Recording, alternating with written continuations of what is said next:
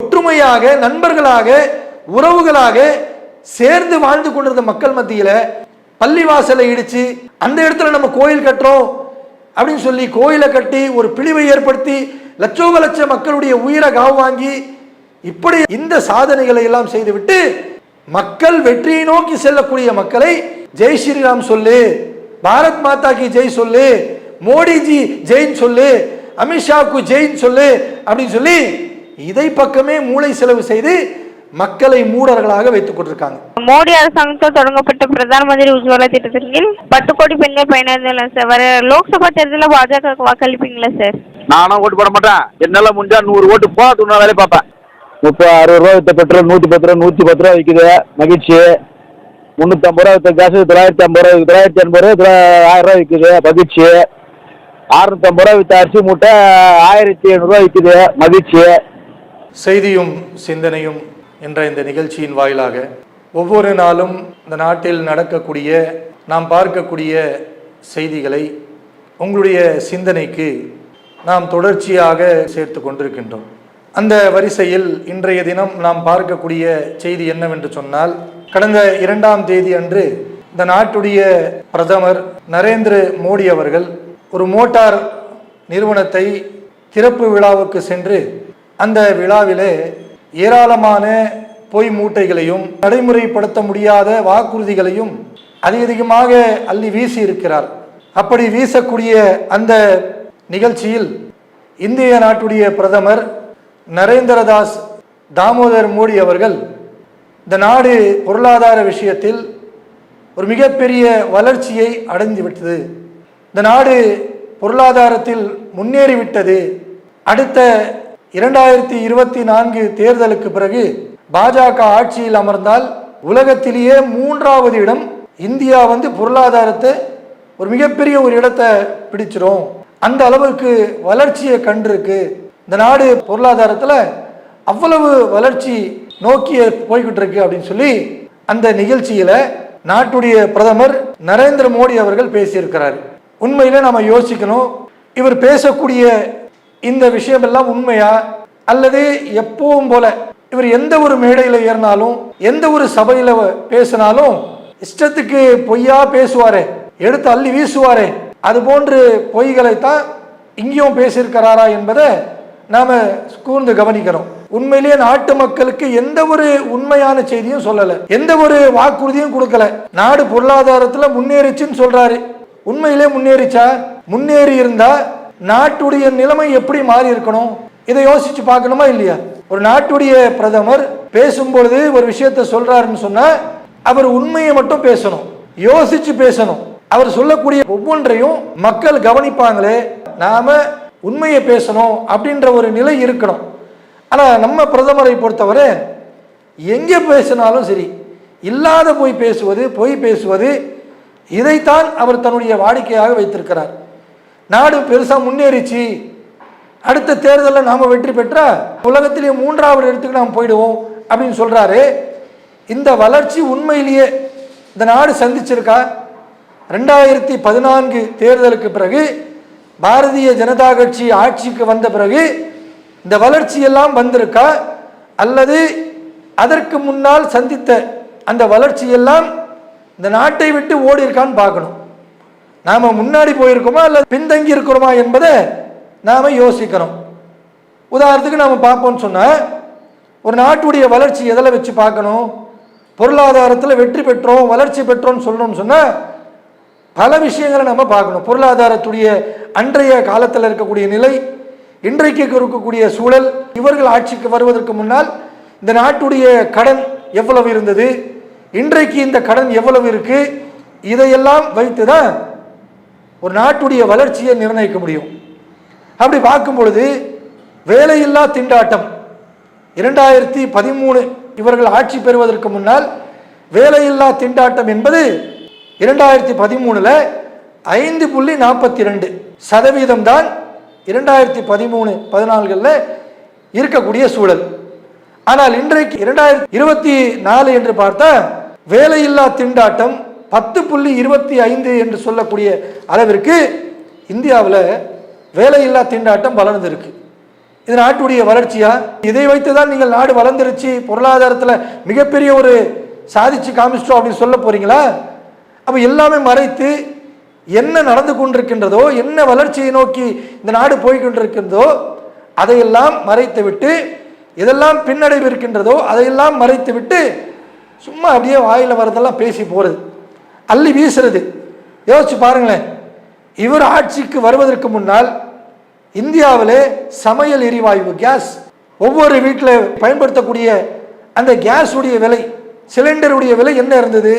500 ரூபாய் இருந்த அந்த சிலிண்டருடைய விலை இன்றைக்கு என்ன விலை? 1800 தொட்டு இன்றைக்கு தேர்தல் வருவதற்கு முன்னால் இவர்கள் மக்களை கவர் பண்ணணும், அவரை கவரணும் அப்படின்னு சொல்லி சற்று விலையை குறைச்சாங்க. குறைத்து கூட என்ன ஆயிடுச்சு, அந்த விலையை நம்ம பார்க்க முடியல. 500 ரூபாய் விற்று கொண்டிருந்த சமையல் எரிவாயு கேஸ் சிலிண்டர் இன்றைக்கு 1000 ரூபாய். விலையை குறைச்சு கூட என்ன ஆயிடுச்சு, 1000 ரூபாய் விற்கக்கூடிய நிலையை நம்ம பார்க்குறோம். இதைத்தான் வளர்ச்சின்னு சொல்ல போறாங்களா? பெட்ரோல் இந்தியாவில் வாழக்கூடிய 99% மக்களுக்கு தினந்தோறும் தேவைப்படக்கூடிய ஒரு பொருள், அத்தியாவசிய பொருள் என்று சொல்லலாம். அவ்வளவு தேவை உள்ள பொருள் பெட்ரோல் இன்றைக்கு 108 ரூபாய் விற்கக்கூடிய நிலைமை. 2013-14 பார்த்தோம் சொன்ன அப்படியே பாதிக்கு பாதி. அப்போ இந்த வளர்ச்சியை தான் இவர்கள் சாதித்து காட்டிட்டோம் அப்படி சொல்ல போறாங்களா? யோசிச்சு பாருங்களேன், 108 ரூபாய்க்கு விற்கக்கூடிய இந்த பெட்ரோலுடைய இந்திய நாட்டுடைய விலை என்னன்னு சொன்ன 79 ரூபாய். மீதி இவ்வளவு தொகை எதுக்காக வாங்குறாங்க? ஃபுல்லா ஜிஎஸ்டின்றான். பெட்ரோல்ல ஜிஎஸ்டி, அரிசி வாங்கணும் போனா அதுல ஜிஎஸ்டி. 75 ஆண்டுகள் இந்த நாடு சுதந்திரம் பெற்று கடந்து விட்டோம். இத்தனை ஆண்டுகளாக எதிலெல்லாம் ஜிஎஸ்டி போடலையோ, பாமர மக்களுக்கு அந்த பொருட்களை எல்லாம் ஜிஎஸ்டி போடவில்லையோ அதிலெல்லாம் இன்னைக்கு என்ன செய்யறான், ஜிஎஸ்டின்ற பெயர்ல ஏராளமான வரிகளை போட்டு மக்கள் இடத்துல பொருளாதாரத்தை சுரண்டக்கூடிய நிலையை நாம் பார்க்கிறோம். அரிசி வாங்கணும்னு சொன்னா அதுல ஜிஎஸ்டி, பால் வாங்க போனா அதுல ஜிஎஸ்டி, ஒரு மாவு பாக்கெட் போய் வாங்க முடியலையே அந்த மாவு பாக்கெட்டுக்கு ஜிஎஸ்டி, ஒரு பால் வாங்க போனா அதுல ஜிஎஸ்டி, ஒரு பருப்பு வேணும் அதுல ஜிஎஸ்டி, எண்ணெய் வாங்கணும்னு சொன்னா அதுல ஜிஎஸ்டி. இப்படி அத்தியாவசிய பொருட்கள் ஏழை மக்கள் தினந்தோறும் எதையெல்லாம் வாங்கி பயன்படுத்துவார்களோ, கொஞ்சம் கொஞ்சமா வாங்கி அவரிடத்தில் இருக்கக்கூடிய காசு பணத்தை வச்சு கொஞ்சம் கொஞ்சமா பொருளை வாங்கி எதை பயன்படுத்துவார்களோ அதிலெல்லாம் ஜிஎஸ்டி என்ற பெயரில் கொள்ளையடிக்கக்கூடிய அரசாங்கம் தான் இந்த அரசாங்கம் இருந்து கொண்டிருக்கு. சார், என் பேர் மகேஸ்வரி, மாநில பிஜேபி ஆஃபீஸ்ல கால் பண்ணேன் சார். அரசாங்க திட்டங்கள் பற்றி உங்கள் கருத்து பாரதிய ஜனதா கட்சிக்கு மிகவும் முக்கியமானது சார். பிரதமருடைய உஜ்வாலா திட்டத்தின் கீழ் மானிய கேஸ் வாங்கி யூஸ் பண்ணிட்டு இருக்கீங்களா சார்? உஜ்வாலா திட்டத்துக்கு மானிய கேஸ் வாங்கி யூஸ் பண்ணிட்டு இருக்கீங்களா சார்? ஆமாங்க, 350 ரூபா வித்த கேஸை வாங்கி இப்போ 900 ரூபாய் 950 ரூபாய் வாங்கிக்கிறான். சொல்லுங்க. ஓகேங்க சார். மானியம் வருதுங்களா சார்? மானியம் வந்து கிட்டத்தட்ட ஒரு 3 வருஷம் ஆகுது.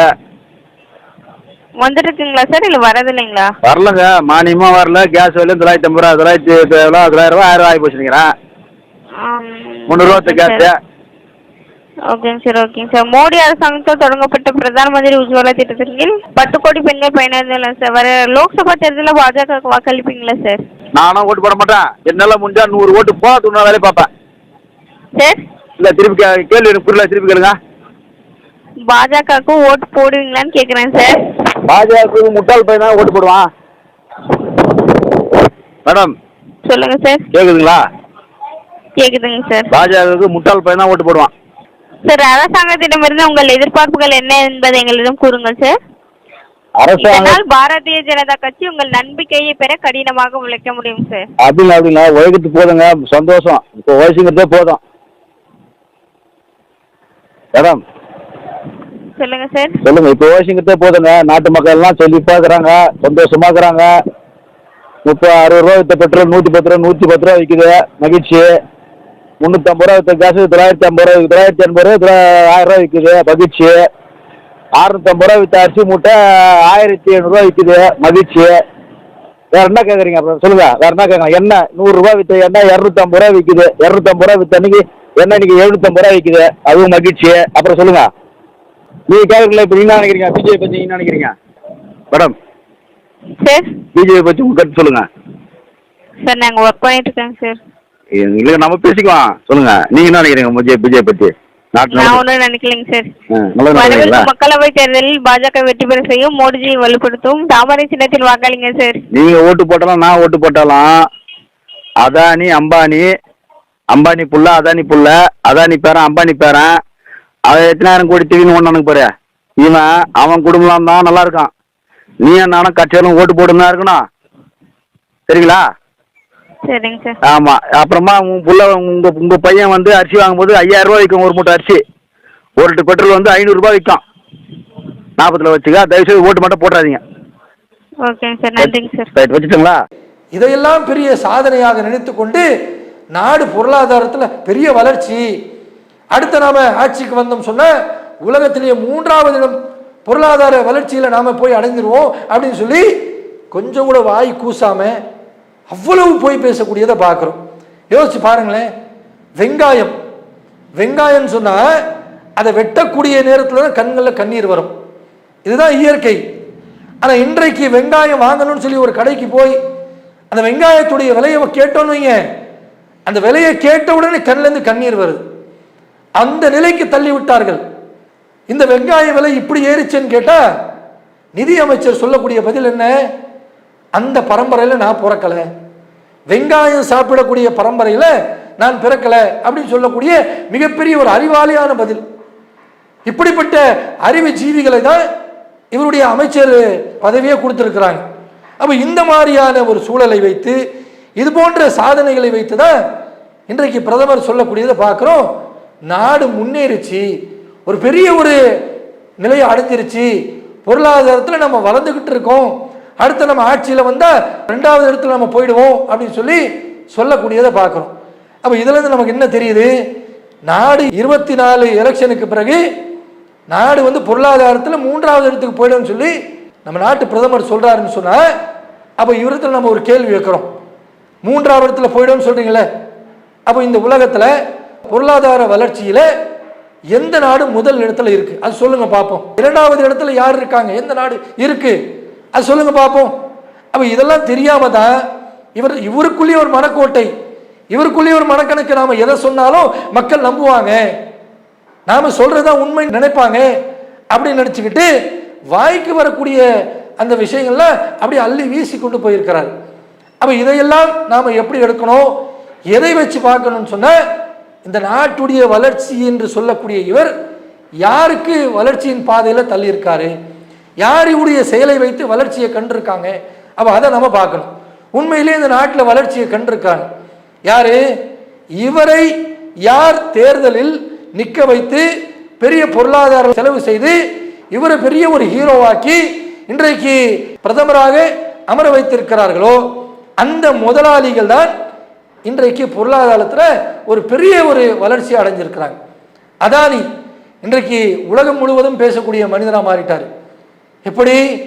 எதுவுமே இல்லாமல் இருந்த அதானி இவர் பிரதமராக மாறின பிறகு அவருடைய வளர்ச்சி பார்க்க முடியாத, எண்ண முடியாத அளவிற்கு ஒரு மிகப்பெரிய ஒரு வளர்ச்சி பொருளாதாரத்தில் அதானி இன்றைக்கு போயிட்டே இருக்கார். எந்த ஒரு துறையில் போனாலும் அதானியுடைய பங்களிப்பு இருக்கும், எந்த ஒரு வியாபாரம் எடுத்தாலும் அதானியுடைய வியாபாரம் இருக்கும், எந்த ஒரு பொருள் எடுத்தாலும் இது அதானியுடைய ப்ரொடக்ஷனாக இருக்கும் அப்படின்னு சொல்லக்கூடிய அளவிற்கு இவருக்கு பொருளாதாரத்தை செலவு செய்து ஆட்சி அதிகாரத்தில் அமர வைத்த அதானியுடைய வளர்ச்சி நிச்சயமாக இருக்கு. அதே போன்று அம்பானி என்று சொல்லக்கூடிய அந்த குடும்பம், அந்த குடும்பத்தில் ஒவ்வொருவரும் பெரிய ஒரு பொருளாதார வளர்ச்சி அடைஞ்சிருக்கிறாங்க. அந்த பொருளாதார வளர்ச்சிக்கு நம்ம நாட்டுடைய பிரதமர் நரேந்திர தாமோதாஸ் மோடி அவர்கள் ஒரு மிகப்பெரிய ஒரு பங்களிப்பு கொடுத்திருக்கிறாரு. அவங்க வளர்ந்திருக்கிறாங்க. இப்படி இவர்களை சார்ந்தவர்கள் தான் பொருளாதாரத்திலும் சரி, பதவிகளிலும் சரி, வேலை வாய்ப்புகளிலும் சரி வளரக்கூடிய நிலையை நாம பார்க்கிறோம். யோசிச்சு பாருங்க, பொருளாதாரத்தில் நாடு வளர்ந்துச்சுன்றாரு. அப்படி வளர்ந்துச்சுன்னு சொன்னா இருக்கக்கூடிய பாமர மக்கள், ஏழை மக்கள், படித்த மாணவர்கள், இவர்கள் எல்லாம் தன்னுடைய பொருளாதார விஷயத்துல அவர்களும் வளர்ந்திருக்கணுமா இல்லையா? அவர்களுக்கும் சரியான முறையில் வேலை கிடைச்சிருக்கணுமா இல்லையா? அவர்களும் சரியான ஒரு பணியில் அமர்ந்திருக்கணுமா இல்லையா? நம்ம மோடிஜி அவர்கள் பிரதமரான பிறகு பாமர மக்களாக இருக்கக்கூடிய மக்கள் அந்த சமுதாயத்தை சேர்ந்த மக்கள், அதிலிருந்து படித்து வரக்கூடிய மக்களுடைய நிலைமை என்ன போய் பாருங்க. இன்றைக்கு 1 டிகிரி 2 டிகிரி 3 டிகிரி என்று படித்த மாணவர்கள் மாணவிகள் எல்லாம் அவர்கள் செய்யக்கூடிய பணி என்ன?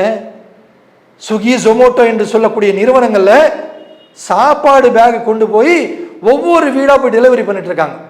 உண்மையிலே இந்த வேலை என்பதை குச்சைப்படுத்தக்கூடிய வேலை கிடையாது, இது அவமானம் எல்லாம் கிடையாது, அவங்க கௌரவமா செய்யக்கூடிய பணிதான். ஆனால் படித்த படிப்புக்கு கிடைக்காத வேலை, அவர்கள் ஏதாச்சும் ஒரு வேலையை செய்து கௌரவமா நாட்டில் வாழ்ந்தாகணும் என்று சொல்லி செய்யக்கூடியதா பார்க்கிறோமா இல்லையா?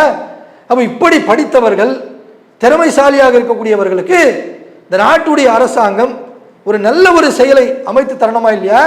அதுதானே வளர்ச்சி. ஆனா இவங்க என்ன செய்யறாங்க? ஸ்விக்கி ஜொமோட்டோல போய் நீ வேலை செய்யி அப்படின்னு சொல்லி தள்ளிவிடக்கூடிய காட்சிகளை பார்க்கிறோம். இந்த நாட்டுடைய உள்துறை அமைச்சராக இருக்கக்கூடிய அமித்ஷா சொன்னாரா இல்லையா? இளைஞர்கள் படித்த படிப்புக்கு வேலை கிடைக்கவில்லை என்று சொன்னால், ஏன் கிடைக்காது? வேலையெல்லாம் இருக்கப்பா, நீங்க கொடுத்தா கிடைக்க போகுது.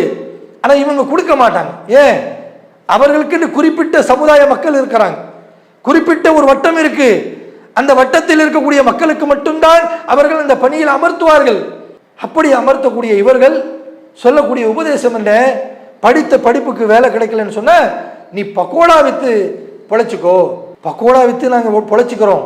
நீங்க என்ன பண்றீங்க? படித்த இளைஞர்களுக்கு பக்கோடா விற்க சொல்றீங்களே. அப்ப இந்த நாடு இதுதான் வளர்ச்சியா? பக்கோடா வித்து நீ பொழைச்சிக்கோன்னு சொல்றியப்பா. இந்த நாட்டுடைய உள்துறை அமைச்சரை பார்த்து கேட்கிறேன், பக்கோடா வித்து இளைஞர்கள் நீங்க பொழைச்சிக்கீங்க அப்படி சொல்றீங்களே, இந்த உபதேசத்தை, அறிவுரையை, இந்த ஆலோசனையை உள்துறை அமைச்சராக இருக்கக்கூடிய அமித்ஷாஜி அவர்கள் உங்களுடைய பையனுக்கு சொல்வீங்களா? அவருடைய பையன் இருக்காரு விஜய் ஷா, அந்த ஐசிசி என்று சொல்லக்கூடிய அந்த நிறுவனத்தில், அந்த நிறுவனத்துக்கு தலைவராக இருக்காரு. அவருக்கு தலைவராக இருக்கக்கூடிய தகுதி இருக்கா? கிரிக்கெட் பேட் இருக்குல்ல, அந்த பேட் அவருடைய கையில கொடுத்து, அமித்ஷாவுடைய பையன் கையில கொடுத்து, நம்ம வீட்டு தெருவுக்குள்ள இருக்கக்கூடிய 5ஆம் வகுப்பு படிக்கக்கூடிய ஒரு சின்ன பையனை அழைத்து நீ போலிங்க போடு, அவர் பேட்டில் அடிக்கட்டும் அப்படின்னு சொல்லி அந்த போலிங்க போட சொன்ன அந்த பந்தை அடிப்பாரா? சின்ன பசங்க போடக்கூடிய பந்தை கூட அடிக்க தெரியாத ஒருத்தர், கிரிக்கெட்டை பத்தி எதுவுமே தெரியாது, அப்படிப்பட்ட ஒரு நபரை தன்னுடைய தந்தை நாட்டுடைய உள்துறை அமைச்சர் என்கின்ற ஒரு நிலை வந்த பிறகு அந்த செல்வாக்கை பயன்படுத்தி அவருக்கு அந்த ஐசிசி என்று சொல்லக்கூடிய நிறுவனத்துடைய தலைவராக்குறாங்க. அப்படி தலைவராக்கின பிறகுதான் பல பிரச்சனைகளை பார்த்தோம். ஸ்டேடியத்தில் ஒரு வீரர் விளையாடிட்டு போகும் பொழுது ஜெய் ஸ்ரீராம் ஜெய் ஸ்ரீராம் சொல்லி சத்தம் போடுறது, கோஷம் போடுறது, இப்படிப்பட்ட ஒரு காட்சிகளை பார்த்தோமா இல்லையா? இதுதான் நாட்டுடைய வளர்ச்சின்னு சொல்ல போறீங்களா? இந்த நாட்டை பார்த்து மற்ற உலக நாடுகள் எல்லாம் காரி துப்பக்கூடிய நிலைமை தான். பொருளாதாரத்தில் வளர்ந்துச்சுன்றீங்களே, எங்கப்பா வளர்ந்துருச்சு? இதுதான் வளர்ச்சியா? பொருளாதாரத்தில் இவர் ஆட்சிக்கு வருவதற்கு முன்னால் யாரெல்லாம் ஏழை மக்கள் ஏழைகளாக இருந்தார்களோ அவர்கள் சதவீதத்தில் இன்றைக்கு பொருளாதாரத்தில் வளர்ந்திருக்கணுமே. நான் வரும்போது இத்தனை லட்ச கோடி மக்கள் ஏழைகளாக இருந்தார்கள், அந்த மக்கள் இன்றைக்கு செல்வந்தர்களாக நல்ல ஒரு அந்தஸ்து பெற்றவர்களாக வளர்ந்திருக்கிறாங்க.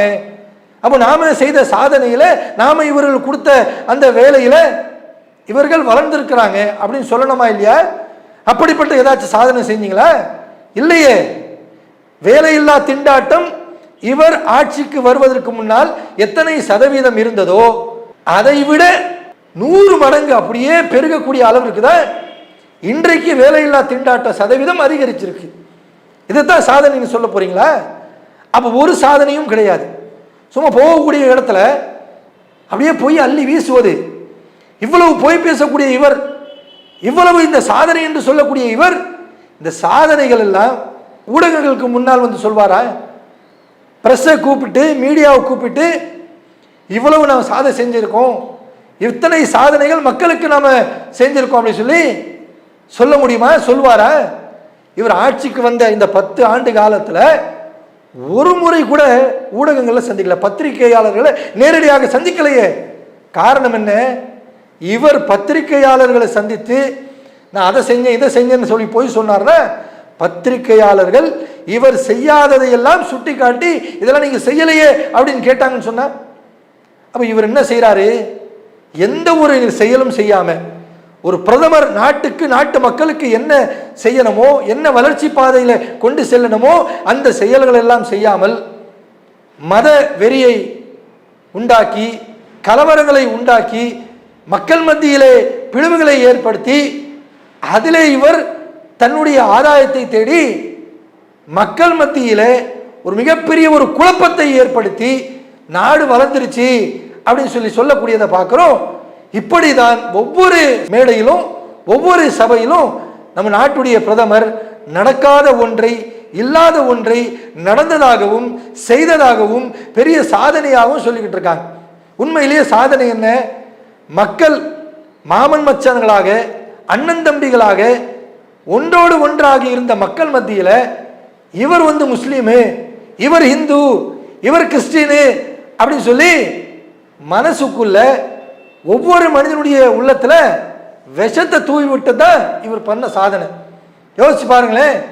2014 இவர் ஆட்சிக்கு வருவதற்கு முன்னால் யார் கிறிஸ்டினு, யார் முஸ்லீமு, யார் இந்து என்று எதுவுமே தெரியாம ஒற்றுமையாக, நண்பர்களாக, உறவுகளாக சேர்ந்து வாழ்ந்து கொண்டிருந்த மக்கள் மத்தியில பள்ளிவாசலை இடிச்சு அந்த இடத்துல நம்ம கோயில் கட்டுறோம் அப்படின்னு சொல்லி கோயிலை கட்டி ஒரு பிழிவை ஏற்படுத்தி லட்சோப லட்ச மக்களுடைய உயிரை காவு வாங்கி இப்படி இந்த சாதனைகளை எல்லாம் செய்துவிட்டு மக்கள் வெற்றியை நோக்கி செல்லக்கூடிய மக்களை ஜெய் ஸ்ரீராம் சொல்லு, பாரத் மாதா கி ஜெய் சொல்லு, மோடிஜி ஜெயின் சொல்லு, அமித்ஷாவுக்கு ஜெயின் சொல்லு அப்படின்னு சொல்லி இதை பக்கமே மூளை செலவு செய்து மக்களை மூடர்களாக வைத்துக் கொண்டிருக்காங்க. அப்ப நாம ஒவ்வொரு இவர்களுடைய செயலை சிந்திச்சு பார்க்கணும். அப்ப இந்த தகவல் யாருக்கெல்லாம் சொல்கின்றோம் என்று சொன்னால், வெறுமனே இஸ்லாமிய சமுதாய மக்களுக்கு மட்டும் சொல்லலை. நம்முடைய தொப்புள் குடி உறவுகளாக இருக்கக்கூடிய இந்து மக்கள், கிறிஸ்தவ மக்கள், இவர்களுக்கெல்லாம் சேர்த்து தான் நம்ம சொல்றோம். குறிப்பாக இந்து சமுதாய மக்கள் யோசிச்சு பார்க்கணும், இதை பற்றி சிந்திச்சு பார்க்கணும். இவர்கள் ஆட்சிக்கு வந்த பிறகு எதை நோக்கி இவர்கள் நம்மளை அழைத்து செல்கிறார்கள் என்பதை நாம யோசிச்சு பார்க்கணும். இன்றைக்கு வட மாநிலங்களில் நல்ல படிக்கக்கூடிய இளைஞர்கள் எல்லாம் இன்றைக்கு என்ன நிலைக்கு போய்விட்டார்கள் என்று சொன்னால், தன்னுடைய கல்வியெல்லாம் விட்டுவிட்டு, தன்னுடைய முன்னேற்றத்தை எல்லாம் மறந்துவிட்டு, இந்த பாஜக அரசாங்கம் உருவாக்கக்கூடிய புதிய புதிய இந்த குழப்பங்களை எல்லாம் தன்னுடைய மனசுக்குள்ள சுமந்து கொண்டு அதன் பின்னால் போய்கிட்டு இருக்காங்க. கல்வி கற்றுக்கொள்ளக்கூடிய அந்த புத்தகத்தை கையில் எடுங்கப்பான்னு சொன்ன அதை இவர்களுடைய பொய்யான பிரச்சாரங்களை கேட்டு அதை விட்டு விட்டு ஜெய் ஸ்ரீராம், முஸ்லீம்களை கொல்லுவோம், ஹிஜாபை கலட்டுவோம், அப்படி தாடியை வெட்டுவோம் அப்படின்னு சொல்லி இவர்கள் அதற்கு பின்னால் போய்கொண்டிருக்கிறாங்க. நிச்சயமாக இந்த செயலுக்கு பின்னால் உங்களுடைய நிலை இருந்தது என்று சொன்னால், நீங்கள் இதற்கு பின்னால் போவீர்கள் என்று சொன்னால், நாளை உங்களுடைய வாழ்க்கை கேள்விக்குறியாகிவிடும். இவங்க என்ன, இவங்க சம்பாதிப்பாங்க, ஓட்டு பதவி கேட்பாங்க, ஜெயிச்சிருவாங்க, சம்பாரிச்சு முடிச்சுட்டு போயிட்டே இருப்பாங்க. ஆனால் நம்முடைய வாழ்க்கை என்ன? அப்போ இந்த நாட்டில் வாழக்கூடிய ஒவ்வொரு இளைஞர்கள், ஒவ்வொரு மனிதனும் யோசிச்சு பார்க்கணும். இவர்கள் தன்னுடைய தேவைக்காக, தன்னுடைய ஆட்சி அதிகாரத்திற்காக அடைய வேண்டும் என்பதற்காக இப்படி பொய்களை அள்ளி வீசக்கூடிய இந்த விஷயத்தை எல்லாம் நம்பாமல், எது உண்மையோ அதை அறிந்து கொண்டு உலகத்தில் நாம் செய்ய வேண்டிய பல சாதனைகளை நோக்கி நாமெல்லாம் செல்ல வேண்டும் என்ற கோரிக்கை வைத்து இந்த செய்தியும் சிந்தனையும் முடித்துக் கொள்கிறேன். அஸ்ஸலாமு அலைக்கும் வரஹ்மத்துல்லாஹி வபரகாத்துஹு. இஸ்லாம் மற்றும் சமுதாய செய்திகளை அறிந்து கொள்ள தமிழ்நாடு தௌஹீத் ஜமாஅத் யூடியூப் பக்கத்தை உடனடியாக சப்ஸ்கிரைப் செய்து கொள்ளுங்கள். மேலும் பெல் பட்டனையும் கிளிக் செய்து கொள்ளுங்கள்.